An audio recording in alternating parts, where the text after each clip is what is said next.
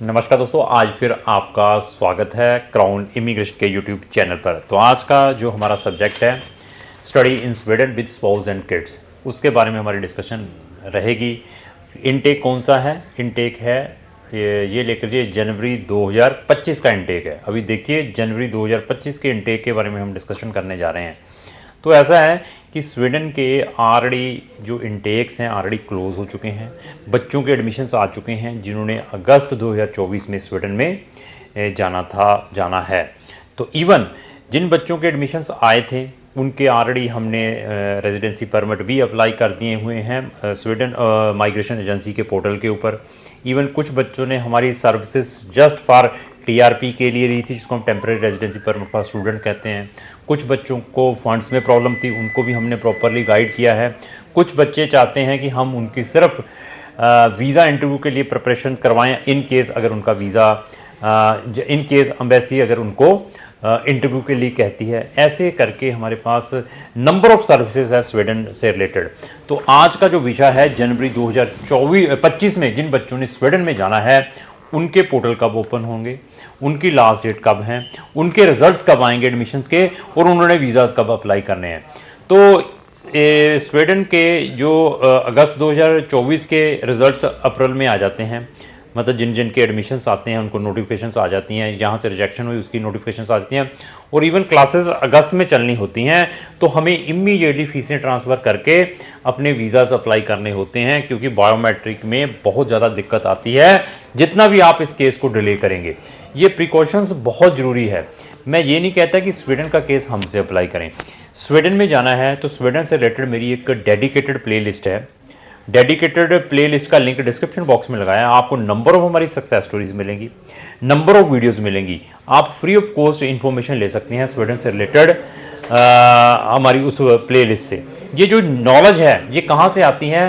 ये वहाँ से आती है जो लोग प्रैक्टिकली इन चीज़ों को करते हैं।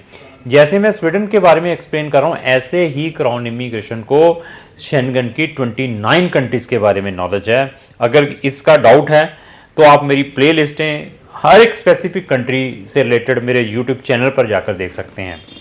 तो अभी जो जनवरी इनटेक है इसके अंदर लिमिटेड ऑप्शंस रहते हैं। लिमिटेड मीन्स बहुत ही कम यूनिवर्सिटीज़, बहुत ही कम प्रोग्राम्स होते हैं।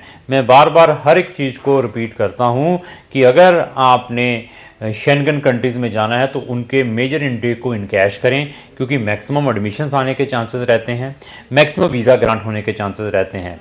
तो इवन इनका जो वीज़ा ग्राफ है पिछले 1-1.5 साल से काफ़ी डाउन रहा है स्वीडन का। बहुत सारे बच्चों के वीज़ा रिजेक्ट भी हुए, लेकिन 1.5 साल से पहले का रिजल्ट देखते हैं तो इन्होंने बहुत सारे बच्चों को वीज़ाज़ बांटे हैं। तो जो मेरा अपनी प्रजम्पशंस हैं, स्वीडन में जो ये वाले इनटेक में है वीज़ा के मैक्सिमम चांसेस रहेंगे कि इसका जो इंटरेस्ट है बच्चों का कम हुआ है इंस्टेड ऑफ अनदर कंट्रीज़ का। इसको उन्होंने इसके साथ कंपेयर किया है फिनलैंड और डेनमार्क में। अगर वो फिनलैंड और डेनमार्क को देखते हैं तो इन दोनों कंट्रीज़ का वीज़ा सक्सेस रेट स्वीडन से सबसे ज़्यादा है। तो ये सारे के सारी चीज़ें को देखने के बाद मुझे अपनी ये प्रजम्पशंस हैं कि बच्चों का इंटरेस्ट कम होने के कारण, एप्लीकेशन कम डलने के कारण मे भी इस बार रिजल्ट पॉजिटिव हो सकते हैं। बाकी अभी रिजल्ट्स आने के बाद है जिन्होंने अभी अपने रेजिडेंसी परमिट अप्लाई करने स्टार्ट कर दिए हैं। इवन हमने ऑलरेडी कर दिया हुआ है। अगर आपने अपना रेजिडेंसी परमिट अभी तक अप्लाई नहीं किया है स्टडी का, तब भी आप हमें संपर्क कर सकते हैं, मैं उसमें गाइड कर सकता हूँ। फंड्स को किसके अकाउंट में दिखाना है आपने, अगर नए फंड्स हैं तो उसकी क्या जस्टिफिकेशंस देनी है, अगर आपका स्पाउस जा रहा है साथ में डिपेंडेंट बच्चे जा रहे हैं उनके फंड्स कहाँ पर दिखाने हैं, ये चीज़ें बहुत इंपॉर्टेंट है जब आपने अपनी स्वीडन की रेजिडेंसी परमिट अप्लाई करना है।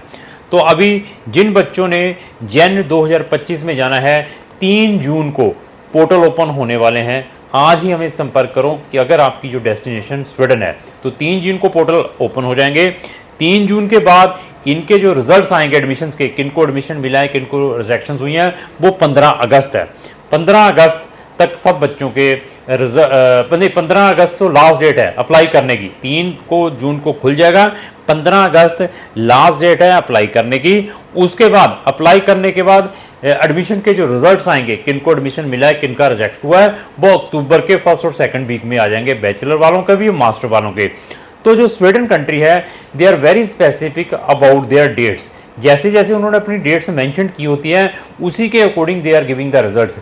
जब अक्टूबर में बच्चों के रिजल्ट्स आ जाते हैं, क्लासेस जैन में स्टार्ट होनी है, तो आप जितनी जल्दी फीस यूनिवर्सिटी को ट्रांसफ़र करेंगे उतनी जल्दी आपके टीआरपी अप्लाई होगी और रिजल्ट्स आएंगे।